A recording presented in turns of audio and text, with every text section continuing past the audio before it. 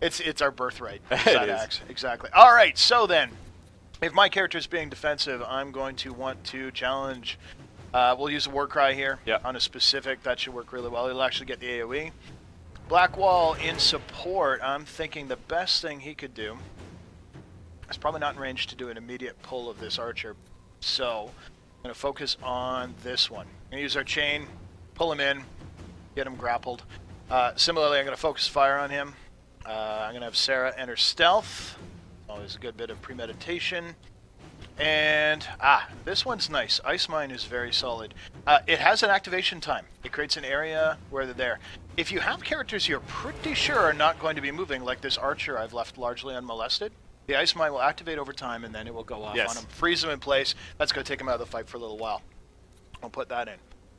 It's kind of like football plays. I love doing this. All right, that will do. Let's see how that plays out. All right, Warcry will get him taunted. Perfect. Blackwall's going in. He's got him. You've also got Anti-Even Fire as well. Don't forget that. Oh yeah, yeah. You know what? You know where Anti-Even Fire needs to be? Who has it, sir? The Inquisitor. Inquisitor. Let's do a little toss here, because if we've got big guy over here, we got his dogs over here. Why don't we just take this whole area? I think it's a good idea. Yeah. Now, I don't have friendly fire on for this build. You can toggle it on at any difficulty. But for right now, that seems like a good idea. Basically, it's going to choke point this whole area. It's a big, broad one. Not as damaging as some of the spells, but it lasts for quite a while, so that'll be perfect. Sarah, I'm going to want to curl around behind here, ideally taking out this guy. Blackwall looks like he's got the archers. Our Ice Mine's gone off. That's perfect. So with Blackwall, we're going to want to do a nice down mighty blow here. We'll let that play out. Boom! Okay, I'll set that archer down. This guy's out of his frozen state now. He's taken no damage, but he's been out of the fight for a few seconds, which is always nice. And you can upgrade the durations on those things. Yeah, that's actually a good point. So all of our potions can be upgraded. So even healing potions, you can upgrade how much they heal. Some of the heal over time ones, it's duration and heal. Even the jar of bees, you can actually, my favorite one is insert wasps into the jar of bees. Yeah, that's an upgrade. Cam, you know me so well. Alchemical upgrade is called and some wasps. Oh, Anti-Even Fire has started to hit that dog. That's good. I'm going again. Inquisitor is still kind of up front. Not really being all that effective, but here's the thing. He's holding this guy's attention. That's right, and that's the most important thing. Leaving Sarah wide open to take him out from behind. Yep. Frozen again. Blackwall's doing the maker's work over here. And we're going to drop another Ice Mine. Yeah, just before the Hound gets there. Yeah, before the Hound, because he's going to come after Vivienne. Oh, he went around. Okay. Is the weather going to affect your spells? So like this rain, is that going to impact your fire? No, we don't have that on right now. It's something we want to look at in the future, is getting more weather effects in, but for right now we want to really focus on getting this combat system just perfect without adding the additional complications. Right. That archer's almost down. Yeah, Sarah, where are you at? a little bit low. Absolutely is. It's going to be up here. Sarah moved over to this guy probably because he pulled her, but we want her. Now, if we upgrade Blackwall, does he have the kick? He does. Probably not. I don't think so. No. Yeah, a little far in there. Yeah. Okay, Inquisitor, how we doing? How about a shield bash? Oh, he got knocked back. Yeah. Well, we both had the same idea. Yeah. There. Now he's taking out Vivienne. Got him from the side. Perfect. And now, as the fight starts to resolve itself, I'm going to move back into more of a real-time. I notice it centers back on my character. This guy's down. It's time to take this dog out. Yeah. There we go. Oof. All right, so you can play in real-time as well. Direct control over your characters. Being able to change their facing. Everyone's a little bit low. I can reposition. They are, absolutely. Get a healing potion in. Blackwall's in pretty good shape because he just got a barrier, so I won't burn the potion. We're going to get them all focused on my guy. Perfect. And then while I'm doing this, I'm going to put up a shield wall. This will counter their attacks coming from the front while everyone else tears them down. It won't last too long for the taunt because I'm not drawing as much aggro as I might want. But now you've got the elite in there as well, the leader. Okay. So in this case, I probably want to switch and take a very specific tactical action, which is lock onto that guy, freeze him in place, swap back to my character, and then resume time. Oh, a nice payback strike will knock that dog down because I'd taken damage. Blackwall did a shatter as well with his mighty blow. Always helps. You notice that big chunk of that guy's health is gone. Yep. Now we got to focus on him. I use tab to target, lock him on. I'm actually going to try and counter his hits. Yeah. You know, so that's generating guard, which is replacement hit points for me. Yep. Which is a warrior-only effect. Yeah, that's right. It's possible to get for others, but it's very rare. Certain enchantments, that kind of thing. See if I can send him down with a payback strike. Perfect. Okay, now if I can take these dogs out quickly. Now we're playing on a harder difficulty here, even though it's low level. These enemies have a lot of health. We're not playing on your normal or your easy. This is why this is a good tough fight. I'm up against the wall, so of course the camera's never ideal there. But lets me take down this dog if I can get a nice sweep. There, that's that. First time I did this fight, I think I was level 3, and I was on hard, and it was brutal. I ended up having to kite this leader around. Nice. Well, if you can get him with enough freezes and so on. Speaking of which, I can probably get one last freeze, queue up a nice mighty blow. No, he's already down. Yeah. Perfect. Well done. Good job.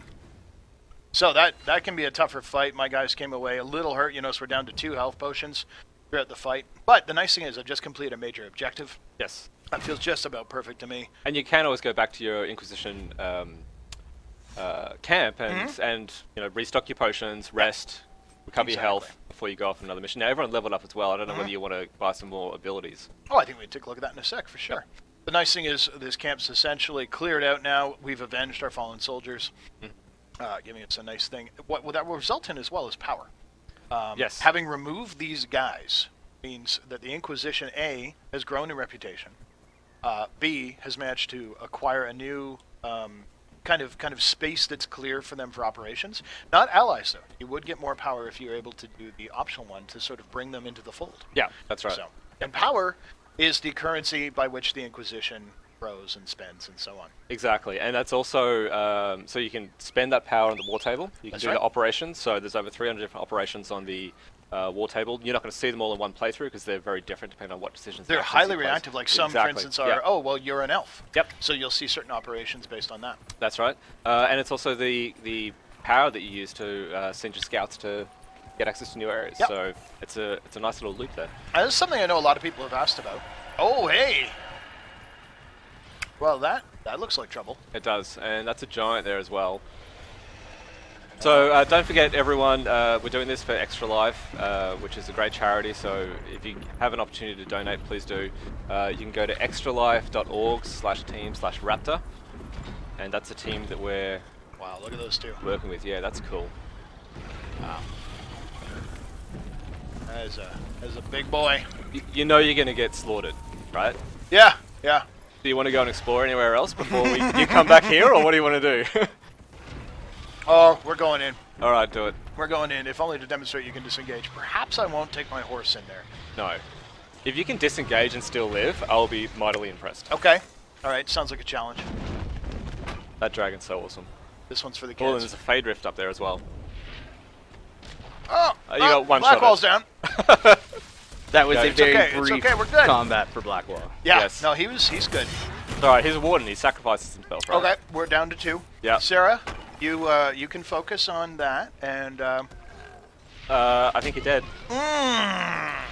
Alright, now, here's the question. Can I do what I truly... You might be able... No, just run. Oh! Successful disengagement. Well, so those are giants. Oh, hang on. Oh, Thank goodness he has a range. Yes.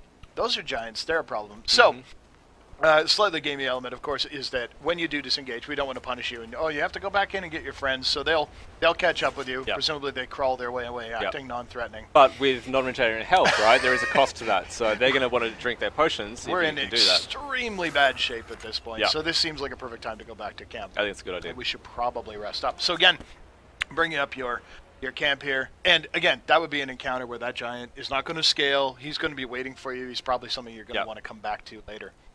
So we come back to the camp. We're going to quick travel. And, party's had. Yeah. The tar. Now, I saw in this area, there's this massive statue of a dwarf, which has clearly been put there to glorify my dwarfness. Oh, so we should go and explore it. So it's actually, that's one of those big questions is, so why was there Dwarven stuff on the surface? And that's something that as you progress further through this level, there's a higher kind of tier area. Yep. There's a couple of interesting dungeons as well, like little caves and interesting side bits. Absolutely. Now, you got off the horse before interacting with that dragon, but can the dragon or giant damage your horse or kill it? You can get knocked off your mount in combat. So you can use the mount to try and avoid some combat because it's faster movement. So it's a great way to sort of maneuver around some of the combat that you don't necessarily want to get involved in. But if you do get damaged enough, you'll get knocked off the mount and engage in combat. I love the pebbled beach. When Ben sent this over, the artist sent this over with all the really cool displacement maps on this pebbled beach, it was absolutely night and day compared to what it was before. Yeah, it's one of the best things we'd seen up to that point. Yep. All right, so let's go get a vantage. Let's go by here.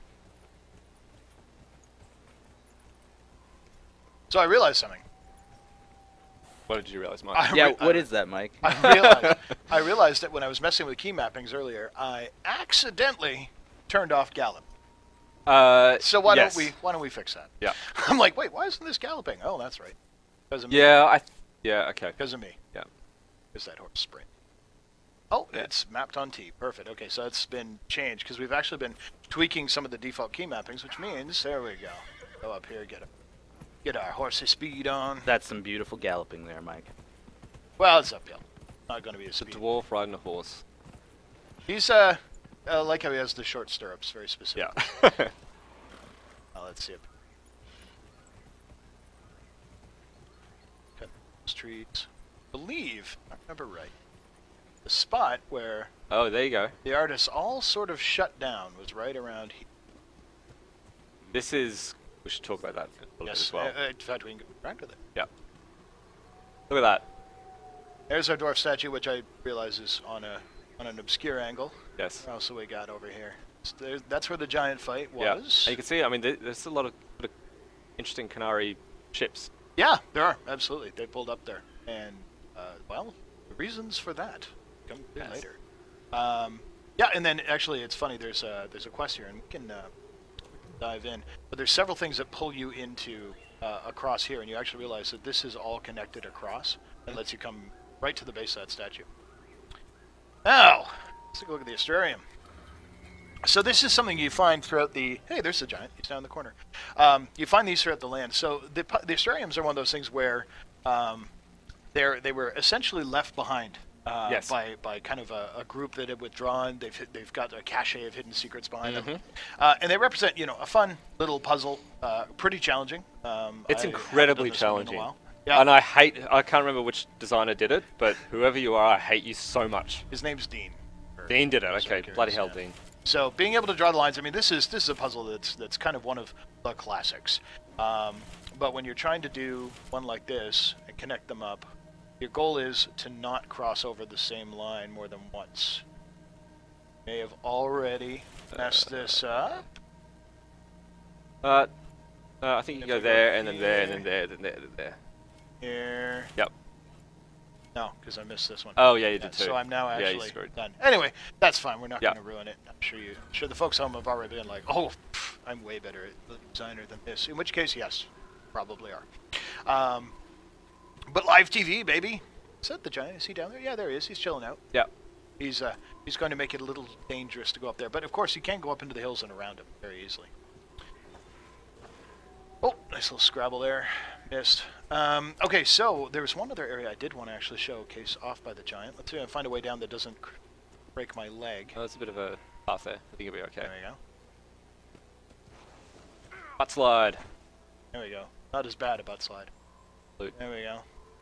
More dwarves. This whole area is just a lovely... It's a cultural pastiche. It is. It is. There you go. I got some gold. I got a new dagger, which is roughly the same as the one Sarah already has, so I won't equip it. Let's see my giant. These basalt cliffs are beautiful. Yes. Yeah, I remember first time the art team broke that out, and I was like, wait, is that a thing? And they're like, yeah, here, and showed me a giant reference folder. I'm like, oh, that's pretty cool. What are you looking for? I'm actually going to head up here and around the giant.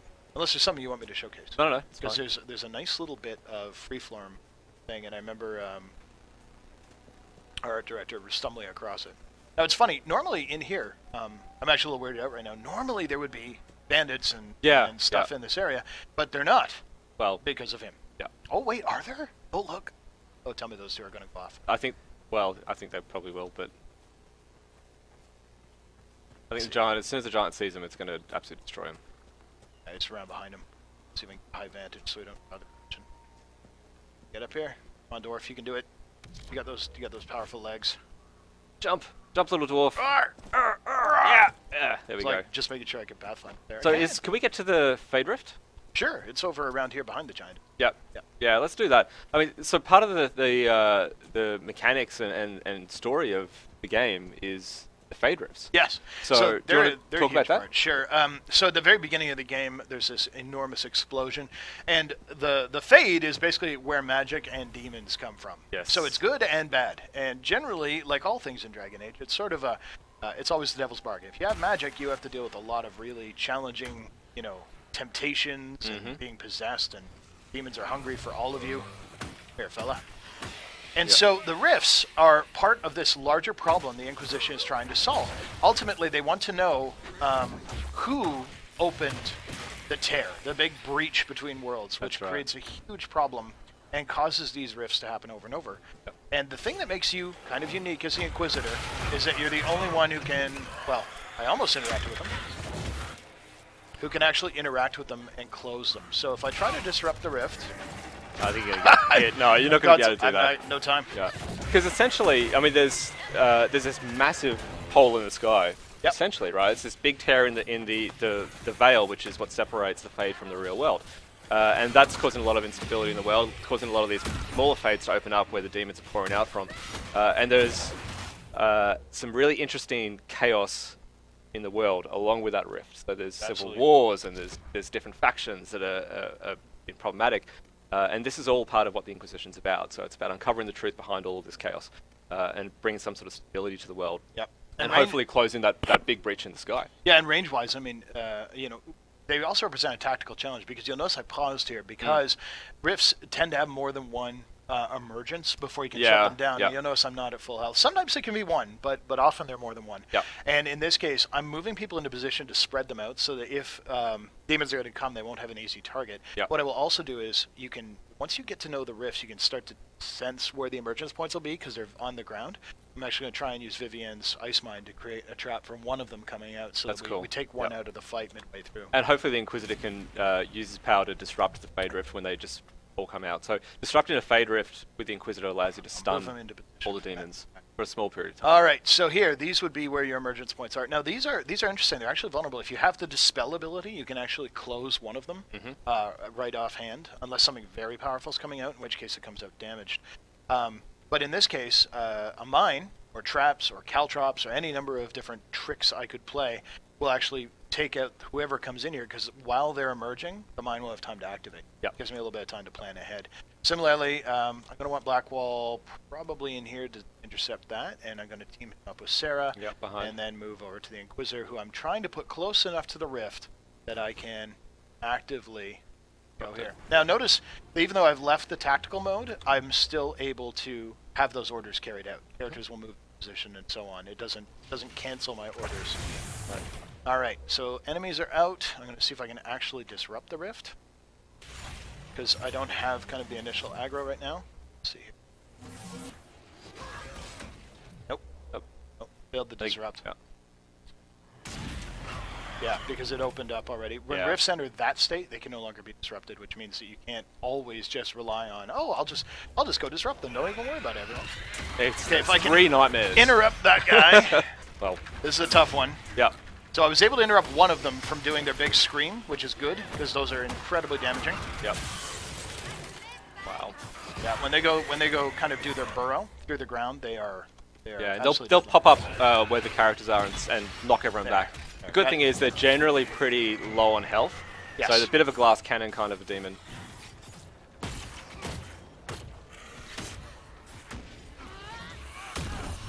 especially when everyone's focused on them. But again, and you got to watch out for those little eruptions as well. Yeah, they'll damage. They create an area where you have to be careful. Now, you notice over here, this nightmare's actually gone over to Vivienne, and they do that. Enemies have different preferences. You can start to learn them over time. These guys will tend to go after ranged characters, and they'll go through the ground. See where he's actually zammed along here. Come out. Vivienne got knocked down, so that leaves her all by herself unsupported. What I should have been doing, of course, is when he disappeared, if he wasn't going to merge, should have moved her. I should have had some support. Back to the but party, again, that's one of those things where, as you learn through the fight, and as you manage, and that's partly why we gave you this tactical view, because we wanted you to be able to kind of manage the battlefield on your own pace. Some people, of course, are going to play full time, but we're playing on hard, so it does help. Yeah, it does help. Dig in there. A little more ranged. Yeah. There you go. Blackwall's got that. Yeah. That emergent, if I can interrupt. Yes, good. So with those screams, they do a little damage, and then they do a lot of damage. So if you can cut them off before the end, you're good to go. Now, sorry, go ahead. Oh, I was just going to say, now we can close the road. Yep. Which is going to earn you more power as well. Well, absolutely, because it's the thing that only the Inquisitor can do. And by doing that, again, your reputation grows, you become more powerful, and so on. So we had some questions. Colin was just pointing out. So what are we running on? This is I was going to say we're running on PC, obviously. So we've got keyboard and mouse here. We've got I believe it's an AMD 290. 290X. 290X in this machine. Just one of them. The game on PC supports 4K with Mantle as well, which is gorgeous. Dwarves got mad vert. As well, I mean, here's the thing, is we're playing on PC with mouse and keyboard. You can play with console controller as well if you prefer. Yep. Either is an option. Where the hell are you going? I'm going around, man. Do you have a reason? Yeah. Okay, all right. I'm exploring. Okay, well, have you never explored? Have you never wondered, hey, I've never been to this part. There's like crafting items and maybe a chest and something awesome tucked away in the corner? Have you never ever done that? I have done that, but it does help that you're the creative director and know where the hell all these things are. Well, I have some people that do this. You're just gonna just want to sit on this and just have a wine, enjoy myself. Exactly. Yeah, exactly. Take a moment. And of course, cheese. Cheese is very famous in Dragon Age games. Yeah, the level artists have a competition to see how craftily they can hide cheese and wine, and I know a lot of fans enjoy looking for them as well. So there you go, little moment of serenity. With our dwarf. And that beautiful. Good job, Inquisitor Kadash. Good job. So here's the thing. I didn't know that was there, but I figured there'd be something. Fair enough. Fair enough. Because I love the. I love that basically there was a whole team of guys who basically went through and went, okay, we're gonna make it rewarding to go hop around these different locales. With the rift cleared, we have had bandits move in behind us while we've been out there. They've set up they've set up a little bonfire camp and stuff, while we're doing that. So the area will populate and fill. So again, people were asking, do they respawn and so on? They do, and a big part of that is because crafting is a pretty central part of the game. Getting new materials, getting new gold, and so on, and it's an economy that's very linked. The gold you acquire can be used to buy crafting materials. Crafting materials can be sold for gold. You can buy power with gold. You can basically engage with the game any way you want. And really, that was, I think, probably our biggest goal, was to make sure that how you wanted to play Dragon Age Inquisition is how you were going to play it. Absolutely, yeah, definitely. Very much a play your way kind of a game. It was one of the principles we took into this. We want you to be able to create the character that you want to play, build your own fantasy. So you can, two genders. We've got 4 races. Got 4 different voices between those combinations there. You've got trillions of combinations in how you can look in terms of your face, tattoos and scars and different hair and beards and all that sort of stuff. Even to the color of your eyes, it's massive, gorgeous. Inner and outer. Exactly. Awesome. Yeah, that's fantastic. So again, this pretty much wraps us up. We're about out of time.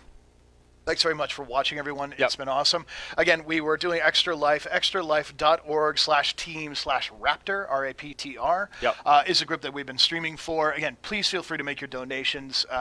We all appreciate it. This all goes to the Children's Miracle Network. And coming up next, because this is one massive stream for you to enjoy all day, we're going to be going over to the folks at Warframe. Now, the thing that excites me about that is Warframe developed in Canada. Developed by Digital Extremes in a place called London, which is my hometown. Okay, all right. Awesome. Good job, Digital Extremes guys. Also, a really good buddy of mine, former Bioware alumni, Sheldon, is over there. And weirdly, my wife's brother's friend from high school works there too. It is it's a small world. world. Yeah, the games industry is very, very small. No, as well, guys, for those of you who are big on the Twitch thing and into streaming, don't forget that during the launch week of Dragon Age Inquisition, which is coming out November 18th or 21st. Yep. Again, 21st in Europe. In Europe, absolutely. So that's on PC, PS4, Xbox One, Xbox 360, PS3. Yeah. Wow. Yeah. We're insane. There's a lot of platforms. So Raptr will be doing an instant replay launch week, where essentially you can use their instant replay thing to continuously record your gameplay and go, oh wow, I want to catch that. That was a great, sweet shield bash, or this is me taking out the dragon, or what have you. And of course, don't forget that Bioware, we've been getting into Twitch pretty big. Patrick and Connell have been doing a ton of awesome stuff there. Thanks, guys. I like to think so. Do you remember the address offhand? Is it just /Bioware? Twitch, yeah, I think it is. Yeah, so twitch.tv/Bioware. Okay, sure, cool, yes. absolutely. So then you can dive in, check us out. We've been doing Inquisition streams. I know the folks on the Keep have also been. They do a lot, yeah. They've been showing a lot of the how can you bring your world forward into Inquisition. Yeah, I think that's cool. if we have time, you should mention that a little bit. So you can take the decisions and actions that you've made in the previous Dragon Age games. You can go to Dragon Age Keep, define all of those decision points, and then when you start up Inquisition, you can bring all of that stuff into your game, and it dynamically changes the whole world based on your world state, which is really, really neat. Like who's king? Exactly. And again, even if you haven't played the previous DA games, it will also bring you up to speed. What's it's happened a really in the cool games way to do before, that. Yeah. There's a nice narrated summary and so on. Yep. So that's all fun. You can check out more stuff with us, but it looks like it'll be time to go over to Warframe. Again, thanks to the folks at Raptr. Thanks to everyone, and good luck with Extra Life. Thanks, guys.